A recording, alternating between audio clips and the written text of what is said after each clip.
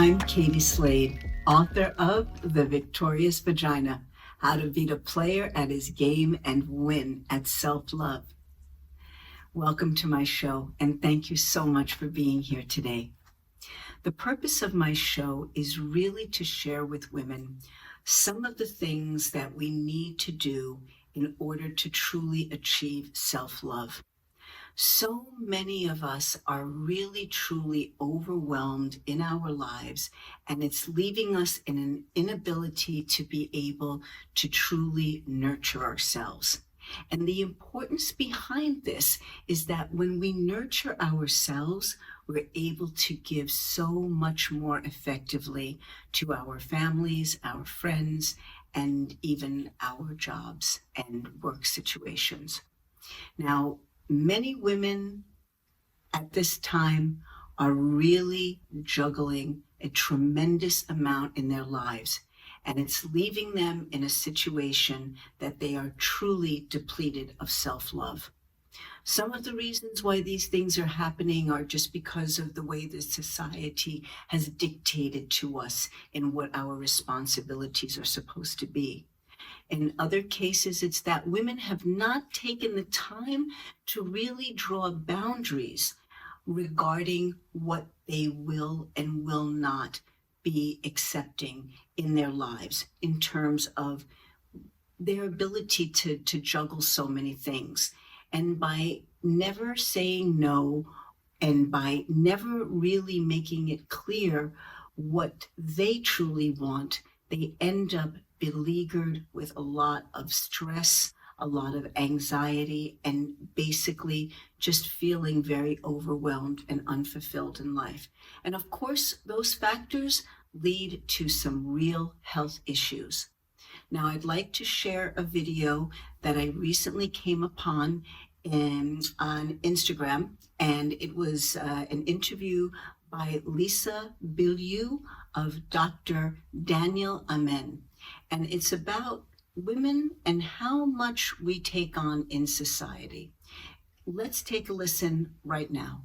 You said that married men live typically longer than single men. Married women don't typically live longer than single women. And in fact, we probably die earlier. Men live longer because she makes them go to the doctor. She yells at him when he's texting while he's driving. I mean, it's like she's the supervisor. She's the super ego, if you will. And they're taking care of their brood. Women live less long because of the chronic stress from the men. I literally, when I heard you say that, I was like, well, what do we do about that? Like, and in fact, actually, what do we do about that? You take care of yourself. You know, when you're on a plane and someone says if the cabin pressure goes down and the masks come down, put yours on first. And women don't do that. I have seen they take care of everybody else and they don't take care of themselves. So there you have it. This is a perfect example of how women really ignore the importance of giving themselves enough self-love. The other element that plays into this is the element of how we end up losing so much of ourselves, and also very often, sadly, losing friendships because we don't make the time to nurture these other parts of our lives. As I said in the beginning, the Encumbered Woman piece that I'm about to share with you was unfortunately inspired by two of my very dearest friends in the world that through their life situations and not setting boundaries have had absolutely no time for our friendship.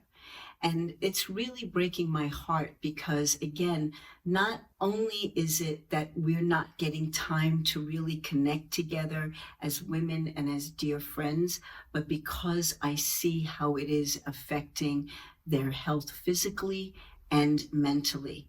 And I think it is so important that women start to truly draw a line in the sand and make it clear that they are not going to take on every single facet and element of existence in the household. I think it's crucial. And so here I have to share with you the encumbered woman. Who is the encumbered woman? A woman that sees herself in a position of servitude. A woman that cowers to the demands of her spouse and her children. A woman who allows herself to be disrespected. A woman who lets herself be taken advantage of by her family and at work. A woman that is so beleaguered with family issues that she has no time for her friends. A woman who reaches out to her friends only when she's been beaten down. A woman who only calls her friends when she needs to vent and complain.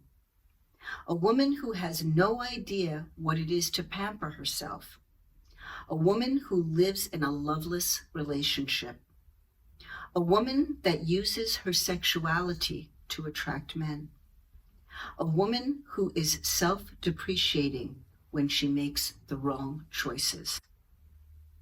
Now, again, this all came to me as I was analyzing my friendships and what I felt the reasons were why these women have been unable to effectively stay in communication with me. And as I said, the saddest part to me is that they're putting their friendship and their lives on the back burner to constantly be there, putting out fires in their homes and in their lives and at work. And really, again, just not drawing a line in the sand to say, you know what, hun, you have to do laundry this week. I've been taking care of it for months, and it's something that you need to pick up on.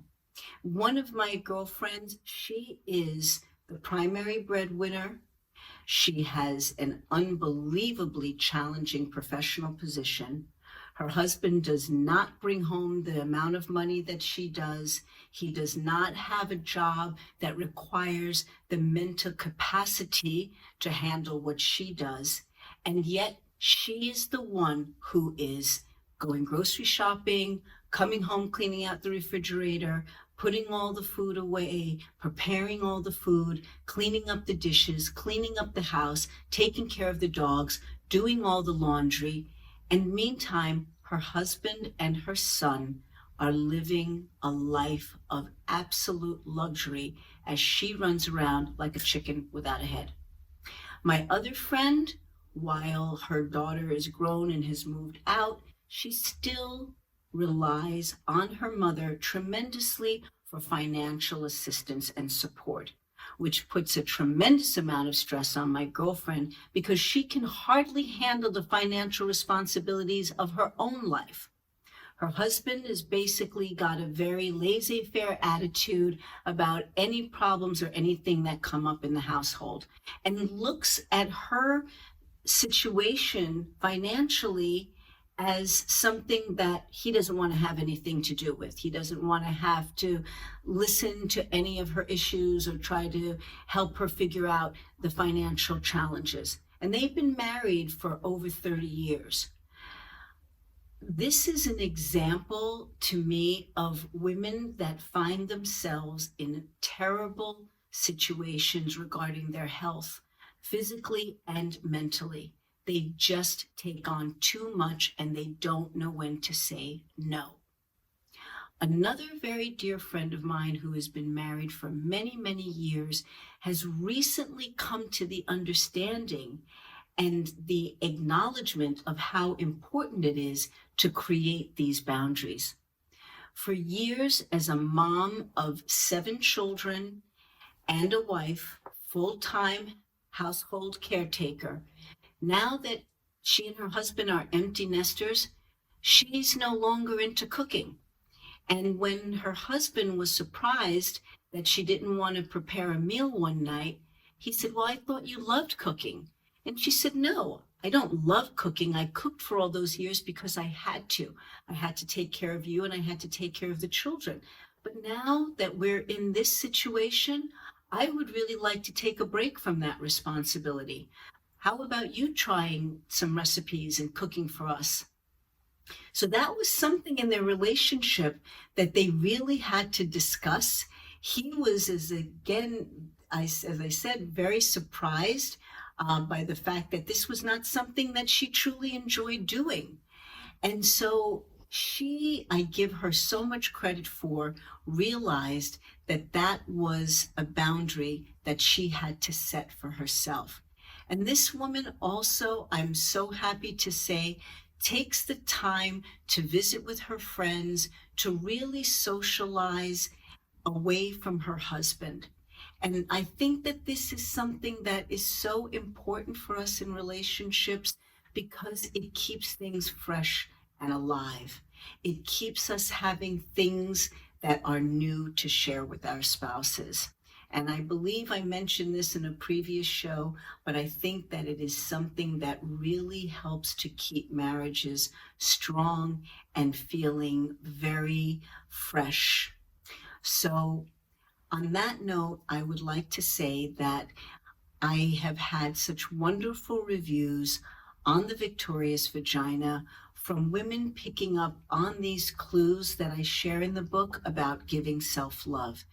These are things that it took me a while to come to recognize and to do for myself, but I have found that they have been tremendously rewarding, and I'm so thankful to share that that has been the case for so many of my readers. And as I close my show, I'd like to once again share a review that I received on the Victorious Vagina from someone who was really, really thrilled to have picked up the book. This is a reader from the United States, and she titled her review, Gripping from Beginning to End. Katie Slade. I thoroughly enjoyed The Victorious Vagina by Katie Slade. The author was successful at evoking a gamut of emotions with an enigmatic story about self-love and life in the Big Bad Apple. Many lessons can be learned here without having to make all the mistakes on your own. A true story from a real magical beauty and soul. Thank you for sharing your story with us, Katie Slade. You are an inspiration. Reviews like this make me beyond happy because I realize how much I am truly impacting women's lives in a very positive way. So until next time, thank you again so much. Please like this video and share any comments that you would like to, and subscribe to the channel. It helps me so much. And if you are so inclined, I would truly appreciate a monetary support via Zelle. So until next time, Katie Slade, the author of The Victorious Vagina, How to Beat a Player at His Game and Win at Self-Love. Have a great day.